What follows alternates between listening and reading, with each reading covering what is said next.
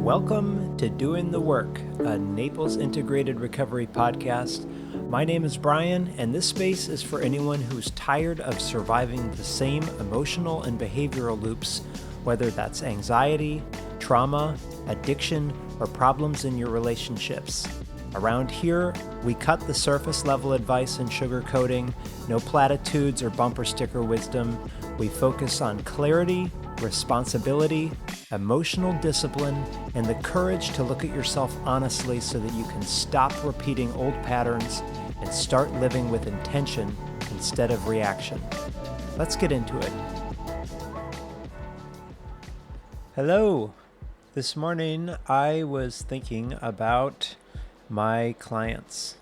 I told my therapist recently, I feel like I am just a number on your schedule, that I'm like a $111 slot for you, and that the second that we reach the 50-minute mark, I could be in the middle of anything, and you're like, that's our time, Brian.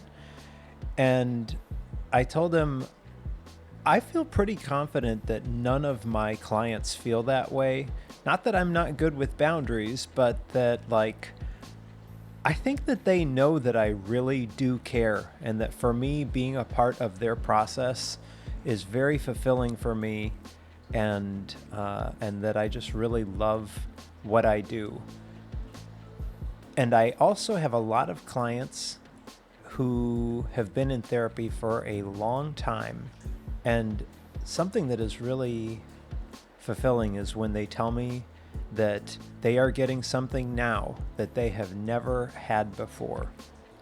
And that's not because I think that I'm some super unique therapist. This isn't about me and my skills, but I wanted to talk today about why I think most therapy fails to touch the real issues going on for people.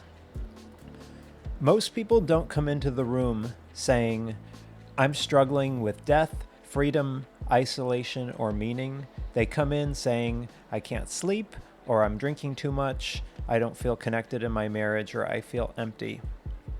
And so a lot of therapy stays right there. It's symptom management, coping skills, maybe some insight, regulation. And for some people that helps, and for some people it doesn't. And interestingly, when I talk about things like this in therapist groups on Facebook, I get some other therapists really pissed off. Because I think the goal should be to get you out of therapy as quickly as possible, not to have dependence on coming to see me. So symptom management, it's only part of the equation, but underneath those symptoms is something that is way more basic and way harder to sit with, and it's not pathology, it is reality. If you slow someone down long enough to ask a simple question, what do you want? Let me grab a clip from the notebook. What do you want, Allie? The first answer is almost never the real one, because first they say I want to be less anxious, I want my relationship with my boyfriend to work, I want to feel more confident. But if you stay with it, something else comes out. Many people want their time back. They want lost people and lost relationships restored. They want certainty. They want protection.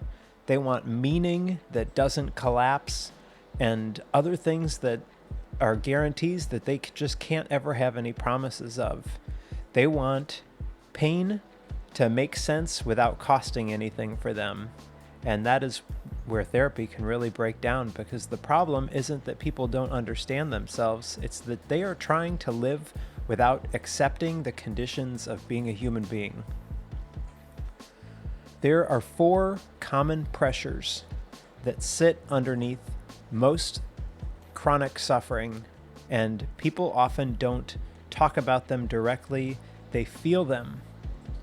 And when they're avoided for long enough, symptoms form around them. Number 1, mortality. We all know that we are going to die, but emotionally, we live life as if that is theoretical. So we plan, postpone, We assume that there is more time, and we act like loss is something that happens to other people until it isn't. Anxiety spikes when the mind briefly loses its ability to keep death abstract, and panic is often the nervous system saying, something that you were avoiding just came into view.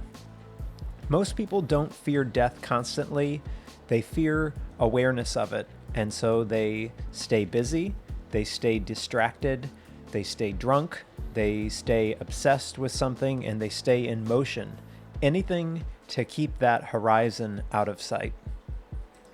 So one thing that I learned from Stoicism, and I wear this wristband, I also had mentioned it when I gave my dad's eulogy, is I really try to live with this constant reminder, memento mori, of remember death, not in a way like I live every day thinking today's the day, but that so many of us avoid the thought of that, or we avoid the thought of the impermanence of life, that it's kind of important to sometimes bring your awareness back to this isn't going to last forever, or this person may not be around forever. And so here's one example of me putting this into practice was a few months ago, I went to Italy with my mom, and we went to a couple of places that I don't think I would have ever chosen to go to. One of them was a prosciutto factory. That was not on my list of things to ever see. And it was a great time, very interesting to see how prosciutto is made. And a memento mori moment was that here we're covered in these like lab coat looking things to keep all your, I don't know, bacteria or your hair or whatever, so that you don't impact the meat sections. And I'm building a business, flooded with clients, flooded with work. And I was there with my mom, and I had this overwhelming moment that my eyes welled up with tears, because I had this just brief awareness, like, this moment, you will be so happy that you did this, because she's not going to be around forever. Ooh, I had to pause for a moment and recollect myself.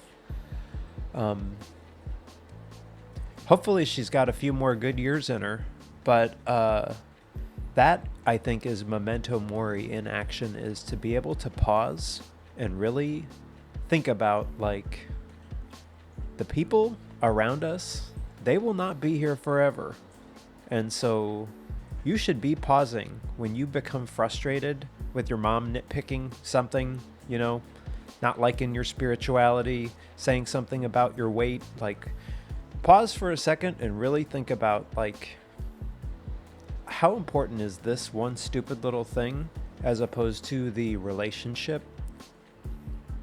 Because I see a lot of clients that are carrying grief and pain about stuff that they wish that they had done differently in relationships. So that's an important one.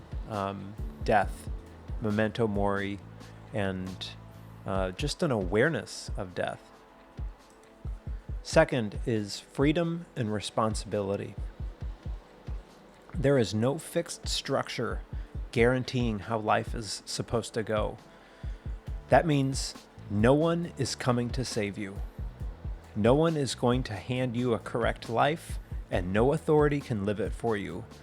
And that might sound empowering until you really experience it and feel it, and then it is freaking terrifying, because freedom means responsibility, and responsibility means you don't get to blame the world forever. Do you see why a handful of people don't want to work with me? Because I'm like, the truth sucks sometimes. And many people try to give this burden away to a partner, to a cancer diagnosis, to their trauma history, to their substance use, their ideology, to a therapist, and they might say, like, tell me what's wrong with me, tell me what to do, tell me who I am. Those things all can help them reduce anxiety in the moment, but they also shrink that person's agency and their ability to choose. The third is isolation. No matter how close you get to somebody, you remain separate. No one can fully merge with you. No one can feel what you feel. No one can carry your inner life for you. And fusion with people feels comforting, but it always costs identity. And relationships that are built on fusion eventually collapse under pressure. A lot of relationship distress isn't about compatibility. It's about people using intimacy to escape aloneness. And then when that fails, panic sets in. The fourth is meaning or meaninglessness. And there is no built-in meaning waiting to be discovered. Meaning is not found, it's generated. And that is unsettling because it means that life doesn't come pre-validated. People who chase meaning directly often feel emptier, not fuller, because meaning emerges as a byproduct of engagement, not a reward for your insight. So you don't think your way into meaning, you act your way into it. If you were to read Viktor Frankl's Man's Search for Meaning and to isolate it down to the core, and if I were to have him as a guest on the podcast, I think that he would say, the meaning of life is not something that you discover abstractly or receive from the world. It's something that you are called to respond to moment by moment through responsibility. Life does not ask what we expect from it. Life asks what it expects from us. Meaning emerges through how we respond to unavoidable suffering, how we choose our attitude when circumstances cannot be changed, and how we take responsibility for something or someone beyond ourselves with work, love, service, dignity. Meaning is not comfort, happiness, or even self-actualization. It is alignment with the moments, hard moments, and what that demands of you, especially when you are in pain. So, when you see all of these pressures that I've just listed out, the symptoms make sense. Addiction is about regulation. Obsession is about structure. Control is protection. Compulsive relationships are insulation from aloneness. Productivity is avoidance of mortality. And spiritual bypassing is an anesthetic. These strategies aren't stupid. They all work temporarily. But this is why people stick around in therapy. They keep coming back because these temporary fixes can narrow life. They require escalation, and then some of them fail. And so they come into therapy not because something new appears, but because what they were doing stopped working. And here's where some therapists fail clients, because if you're focusing on the symptom management and you're just trying to remove pain without touching what creates it, then it reassures instead of strengthens. It soothes instead of building capacity for the person to tolerate distress. It validates feelings without addressing functions. And unintentionally, it teaches a client, you shouldn't feel that way, or we're going to make this go away, or bad man, poor you. And that keeps people fragile. What therapy is actually for is not about eliminating anxiety. It's helping people tolerate the reality without needing illusions to survive. That requires facing responsibility without shame, tolerating uncertainty without having control, staying connected without being fused to others, and choosing action without any guarantee of an outcome. And insight alone cannot do this. People understand their patterns all the time, but live in them and repeat them nonstop. Change happens when insight is paired with your felt capacity, not hope, not reassurance, capacity. And this is hard for therapists too, because therapy is not a clean process. There's no manual for sitting with someone who can't be rescued, or staying present when you don't know the answer, or tolerating your own discomfort, not fixing somebody else. Therapists are not outside these pressures. We're in them. And when a therapist can't tolerate that uncertainty, then they also rush to over-rescue, over-structure, over-explain, over-validate, and what feels good in that moment weakens the work long-term. What actually helps is not removing a client's pain, it's helping someone to stand upright inside of their own pain. Helping them say, I don't feel good, I don't like this, but I can still choose. Or I don't feel safe, but I still can act. Or I don't have any guarantee, but I recognize that I'm responsible. And that's not motivational, that's stabilizing, because a nervous system that can tolerate reality doesn't need to escape it.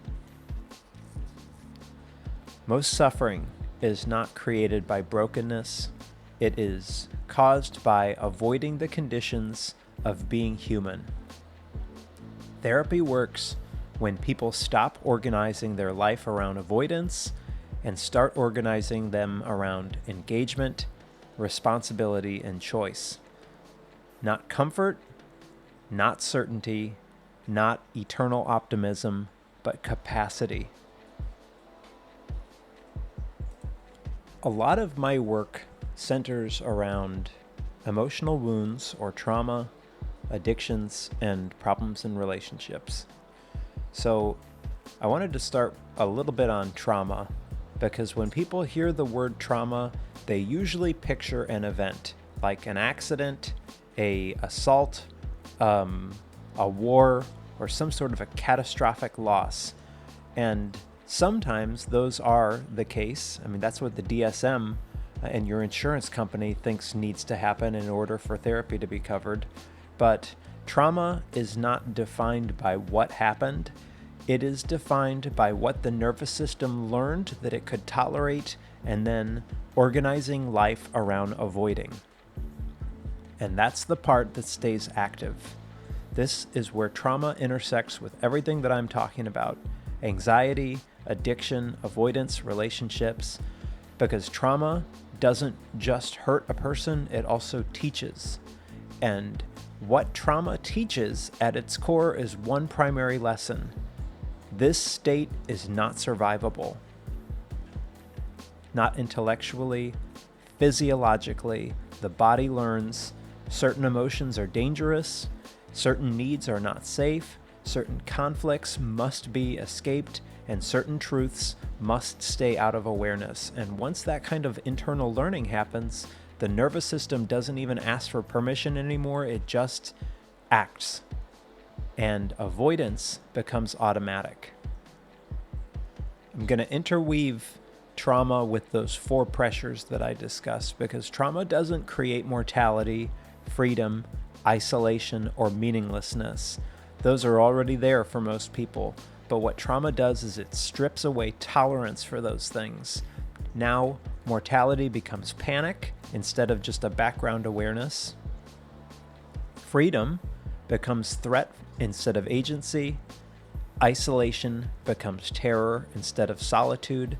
And meaninglessness becomes collapse instead of just sitting with uncertainty. So the system does what it has to do, and it narrows. After trauma, the nervous system prioritizes one thing above all else: predictability. Not growth, not truth, not fulfillment, just safety. And safety often means staying small, busy, distracted, intoxicated, attached, or controlled.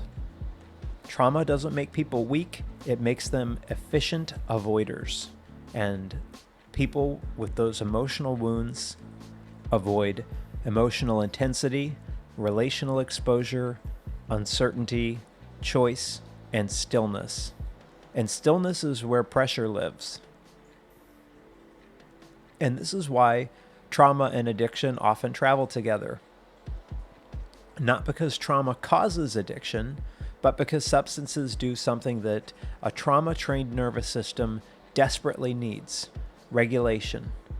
And these substances, or even process addictions like gambling or pornography or whatever, they regulate, they interrupt memory, they flatten affect, shorten time horizons, reduce choice, reduce responsibility, reduce awareness of being separate and vulnerable. These things don't just feel good, they feel safer than reality for a while. That's the part, is it's temporary.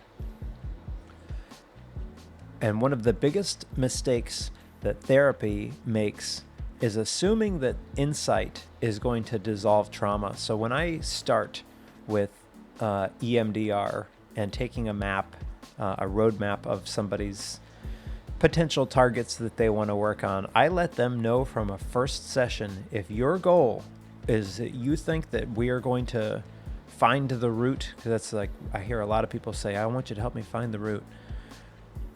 We might find the root, but that does not mean that you won't have to still work on your shit in real life, in real time, all the time. Some people do have an insight and a profound shift in EMDR, and I love that, and many do not. People can understand their trauma story in exquisite detail and still panic, dissociate, numb, obsess, or collapse under pressure, because trauma doesn't live in the narrative, it lives in the avoidance patterns, what the body learned to leave, suppress, or not to feel. And healing doesn't come from remembering more, it comes from staying present in the discomfort longer. So part of that is co-regulation and sitting in the discomfort with somebody. Trauma recovery is not about just endlessly revisiting the past, but increasing tolerance for the present. Tolerance for sitting in emotions without escape, sitting in conflict without collapse, sitting in choice without paralysis, and aloneness without panic. This is why people can stop substances but feel worse, because the substance was buffering trauma-trained avoidance, but now the system is exposed. This is a critical point that gets missed. Freedom is not comforting to a traumatized nervous system. Choice means risk, and risk means potential harm. So the system prefers scripts, rules, roles, identities, routines, substances, relationships who tell you who you need to be, and freedom requires tolerance for all of that uncertainty. And trauma reduces that tolerance. So people cling, not because they are weak, but because their nervous system equates uncertainty with danger. And avoidance gets mislabeled as laziness, resistance, or self-sabotage.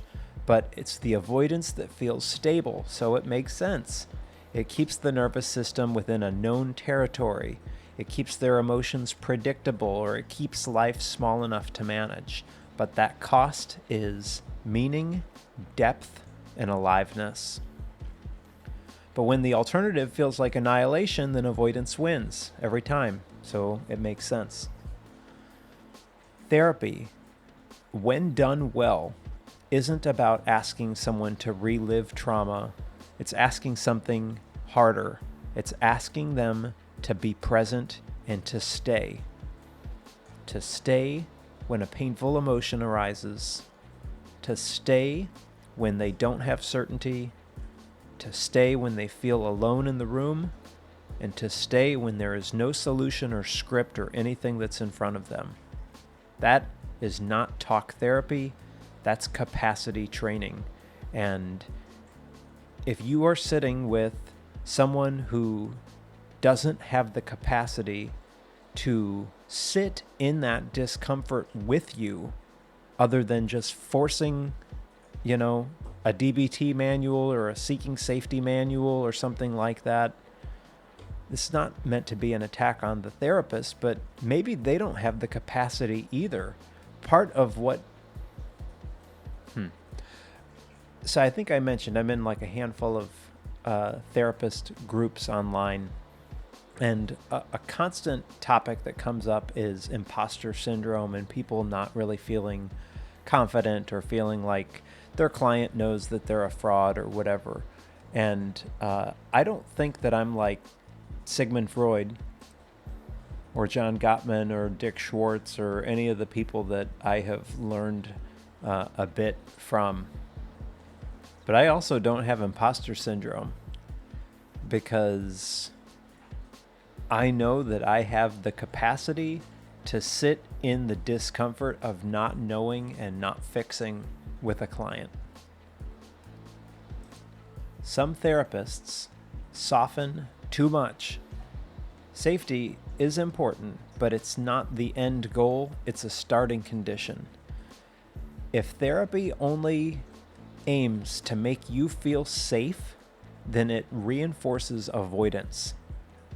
Growth requires discomfort, integration requires exposure, and meaning requires engagement. Not reckless exposure or flooding, but chosen exposure paired with support.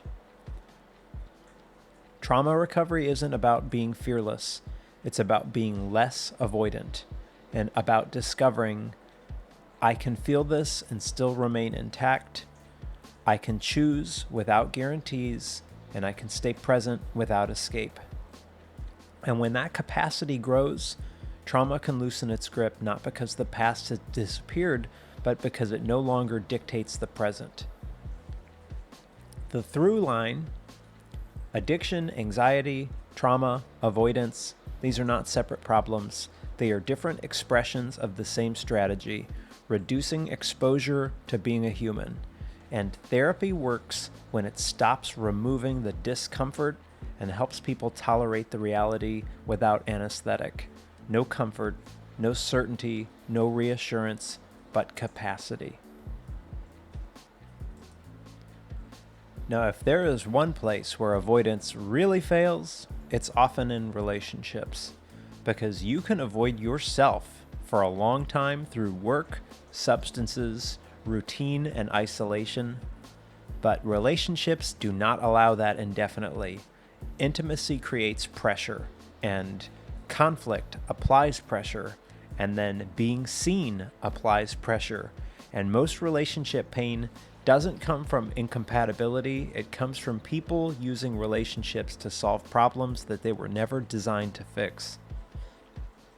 Most people don't enter relationships primarily looking for love. Many, without even the awareness of it, are looking for regulation. Someone who quiets their nervous system, gives them identity, reduces aloneness, or makes life feel meaningful. And at first, that works. Early connection creates intensity, focus, and relief. The existential pressure goes quiet for a little bit, mortality fades into the background, choice feels shared, isolation dissolves, and meaning feels obvious. That is why early connection feels so powerful. Not because it's proof of destiny, but because it temporarily has removed pressure. Over time, this fantasy breaks down. Another person cannot regulate you consistently. They're going to disappoint you. They don't want all of the same things as you, and they probably see parts of you that you would rather manage privately. This is where avoidance re-enters the room. One person tightens control, one person withdraws, one person numbs, one person escalates, one person manages the emotional weather. And then the relationship becomes the regulation system, not a meaning for two whole people. Fusion can feel like intimacy at first because of shared opinions, emotions, identity, and certainty. But like I said earlier, fusion comes with a cost, and it costs autonomy, truth, and difference.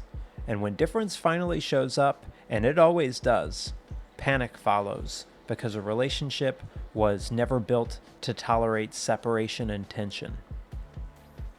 This is where trauma and addiction can be part of shaping relationships, because conflict is not just disagreement, it's exposure. Exposure to losing connection, being alone again, being responsible again, and being separate again. So people don't fight about the actual issue, they fight about safety.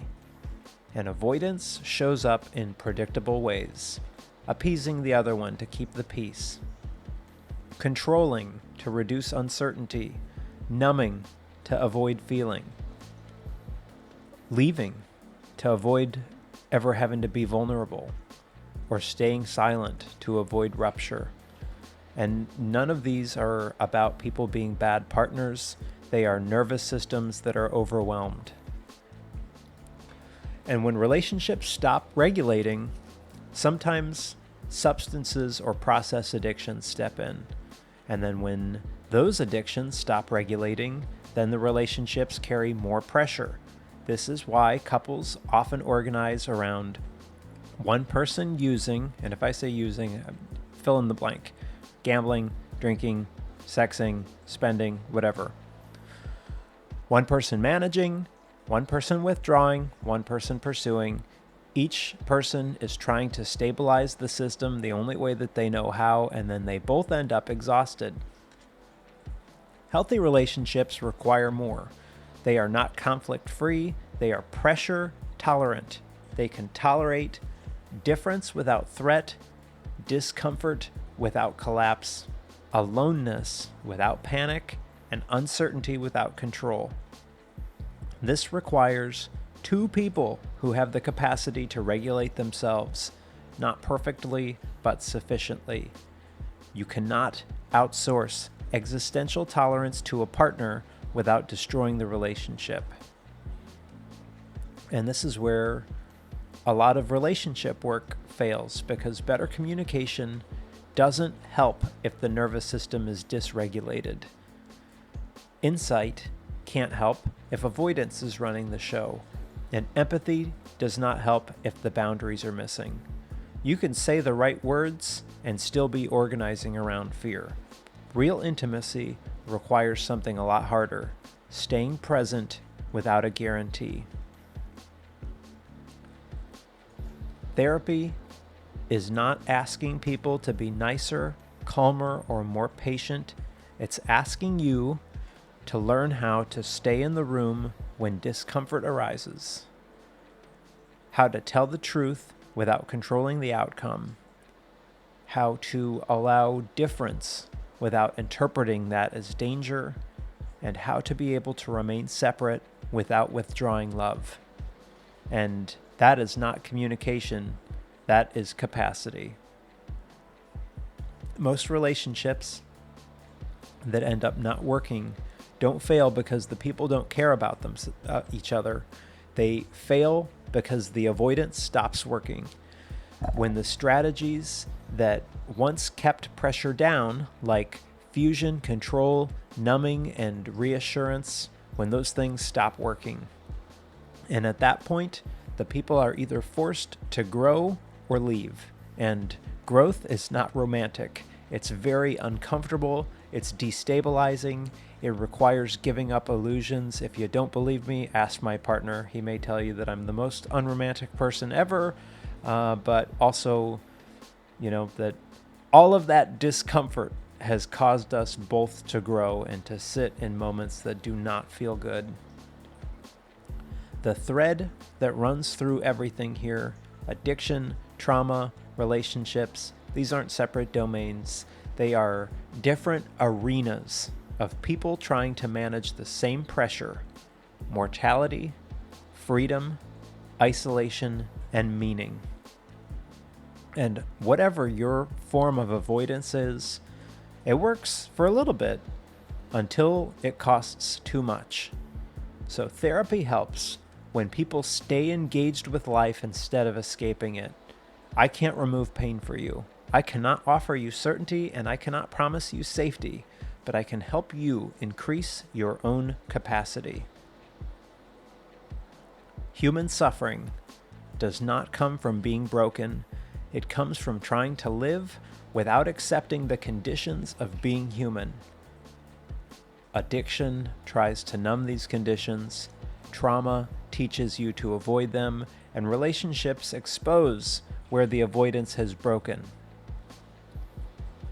Therapy works when it helps people stop organizing their life around escape and instead to start organizing around engagement, responsibility, and choice. Not comfort, not certainty, not hope, capacity. That is doing the work. Thanks for spending the time with me. If you found this episode helpful, please share it with somebody who may need to hear it. Be kind to yourself, be kind to others around you. Remember that we're all doing the best that we can with the tools that we currently have, and we are all capable of growing past them. If you'd like to reach out or connect, send me an email, brian@naplesintegratedrecovery.com. I hope to hear from you there. And in the meantime, thanks again for listening, and I'll see you on the next one.